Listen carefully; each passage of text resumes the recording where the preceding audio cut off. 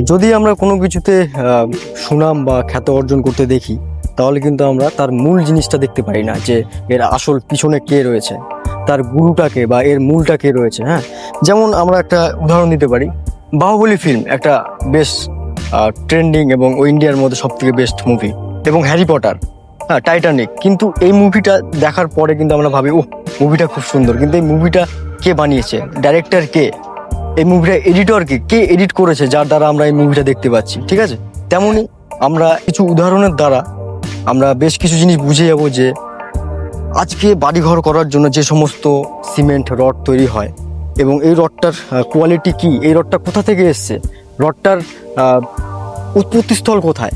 যেমন আমরা বলি যে গোবিন্দা টিএমটি হচ্ছে এমন একটা রড, যে রডটা বিভিন্ন রডের উৎপত্তিস্থল।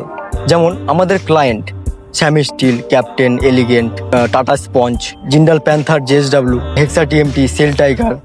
পশ্চিমবঙ্গের বাইরে আছে MMTC, electro steel, Bhushan steel, এরকম 24টা ব্র্যান্ডকে কিন্তু এই গোবিন্দা টিএমটি ক্লায়েন্ট হিসাবে কাঁচামাল সাপ্লাই করে। সেই জন্যই আমরা গোবিন্দা টিএমটির নাম শুনিনি, জানি না, কিন্তু আস্তে আস্তে জেনে যাব যে এর মূল হর্তাকর্তা বা পিতা। কারণ আমরা হচ্ছে যতই আমরা নাম ডাক শুনি না কেন, তার মধ্যে কিন্তু আমরা মূল যে ব্যক্তি তাদেরকে জানা উচিত।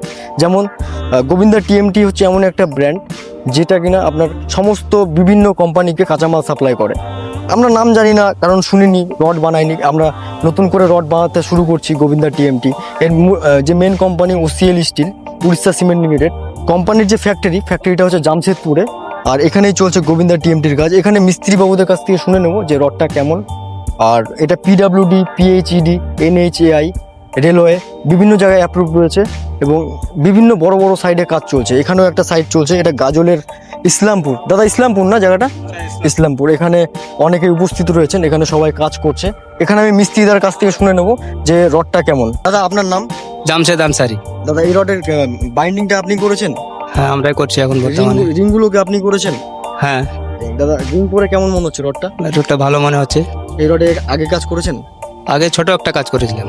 কেমন তখন, কেমন? ভালো, এখনো ঠিকঠাক? এখনো ঠিকঠাক আছে। এই রডটা দিয়ে যদি কেউ কাজ করতে চায়, আপনার কি বক্তব্য? করতে পারে, নিশ্চিন্তাই। ভালো রড, ভালো রোড। যাক, আমাদের মিস্ত্রি বাবুর কাছ থেকে মূল্যবান তথ্য পেয়ে গেলাম। আপনারাও নতুন নতুন যারা বাড়ি কাজ করবেন বা শুরু করছেন মনে করছেন, তারা এই রড দিয়ে কাজ করুন। আমার নাম্বার এই ভিডিওর টাইটেলে অবশ্যই পেয়ে যাবেন, যোগাযোগ করবেন। নমস্কার।